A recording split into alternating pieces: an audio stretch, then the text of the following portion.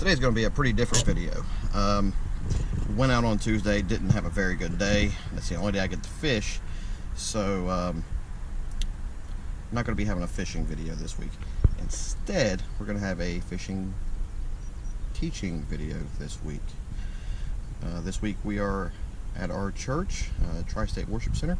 Nice great big church. Cool. There it is.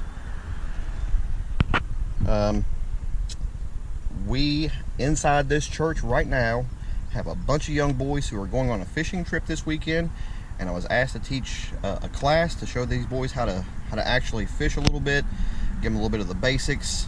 The group is known as the Royal Rangers. In case you don't know, the Royal Rangers are a Christian-based boys group that teaches life skills, teaches how to be gentlemen, teaches how to serve the community, camping, fishing.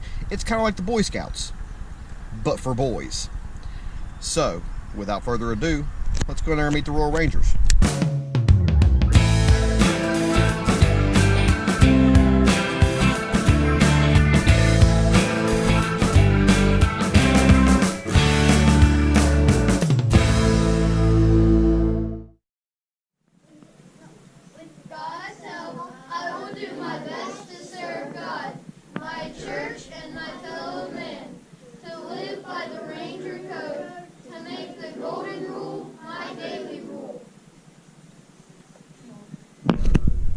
Pretty good stuff.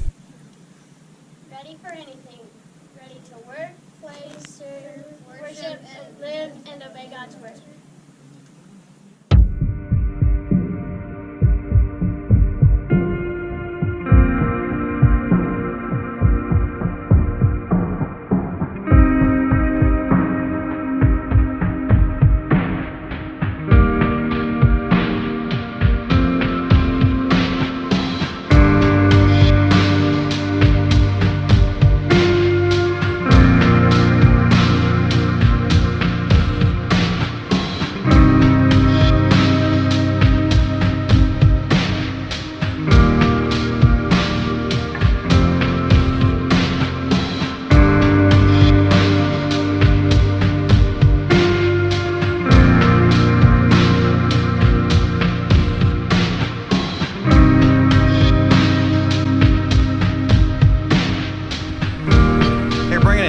Closer. Up this way. Up this way. I want everybody to be able to see what I've got here. Okay, cool. I'm standing. Who's been fishing before? Everybody's been fishing before. Besides Calvin. Fishing kit. Calvin, you've never been fishing before? This boy's never been fishing.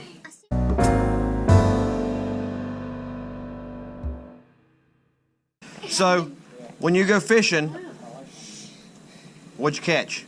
Catfish. I've caught a small bass. So I'm going to guess that if you caught catfish and bluegill, then you know what that is. Yeah. A bobber. Yeah. What is that? A bobber. What's this do? You may know what this does? So what this does is you take that and you put it on your line. What you do is you take and you hook your line on there. You can hook it on there a couple ways, but that's the easiest way. You just put it on your line, and then down here you'll put a hook. And it depends on how far you want it to go. You put your hook down here, and you put a worm on your hook down here, and maybe a sinker down there. And what it does is this is going to sit on top of the water, and you got your hook way down here. And then when a fish grabs your hook, it's going to pull it, and it's going to pull that bobber under the water. And when you see that bobber going under the water, that means you got a bite. So there's your bobber. What else you need if you go fishing? You got a bobber, you got a fishing line, you got a fishing pole, you need a hook. Little hooks, Big hook. an offset hook, like that, and these are my favorites. Sometimes you got them small if you want to catch little fish. They're really big. Oh, crap. And when you catch fish on these, you got a big fish. That's what we want to catch, the big fish. Now, that's for carp and catfish and bluegill. What if you want to catch a bass? Can you just throw a piece of bread on a hook and think you're gonna catch a bass? Nope. They're a little bit tougher to catch, ain't they? So I'm gonna show you a couple things that if you have them, you can try it out. So These kind of hooks, these are called treble hooks. Treble hooks are kind of dangerous because once that gets in the fish's mouth, if you try to pull those hooks out with your hands, it'll start flopping around, and then before you know it, you got a hook stuck in your hand. If you're using something like this, get a pair of pliers. Get something to pull the hook out. Don't try to use your hand on that. Now, what I like to use, believe it or not, are just rubber worms. Rubber worms are so fun to use. You can catch just about anything with these. Just about anything. If you look at the picture right there, you see what's hanging out of that fish's mouth? One of these. So, anybody ever go fishing and get your hooks caught in something? Yes. Boy, that's annoying, isn't it? And then it breaks, and then you have to tie something else on. I'm gonna show you a trick today. There's all kinds of things you're gonna see about rigging up worms and rigging up baits, and this is called a Texas rig. Say it with me. Texas rig. Okay, so you got your worm, and you got your hook. You're gonna take your hook, and you're gonna put it through the nose like that. Okay? See that? It's crooked, isn't it? Ew. It's crooked on purpose. Well, it's a fake worm. It's okay. You can do it with real worms. They'll just wiggle off.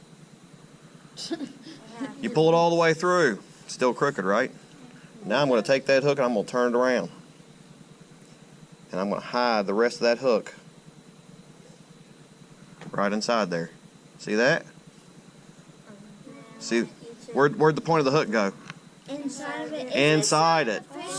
So here's the thing, is when you pull it over the stump or the rock or the limb or the grass, it's just going to roll right over top of that. There's all kinds of knots. Yeah. So, Tim's got us some rope over here. Random stuff. Well, look at all this rope we got. We didn't tie this onto. We'll use my backpack here. So that's going to be the hole in your hook, right? You're going to take your string. This is called a cinch knot, or an improved cinch knot. You stick it in, and you give yourself some of this.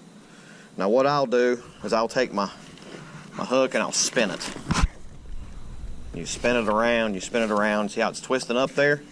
And once I get that thing spun around there a couple good times, then what we do, we're going to take this end, we're going to put it through that hole.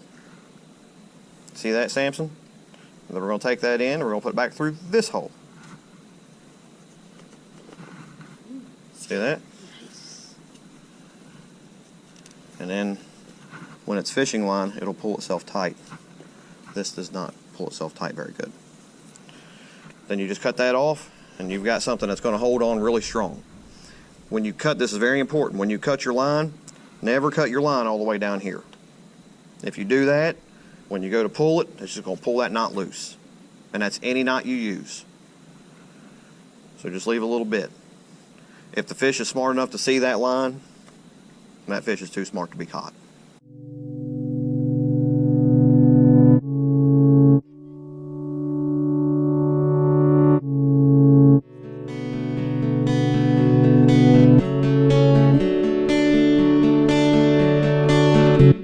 Look.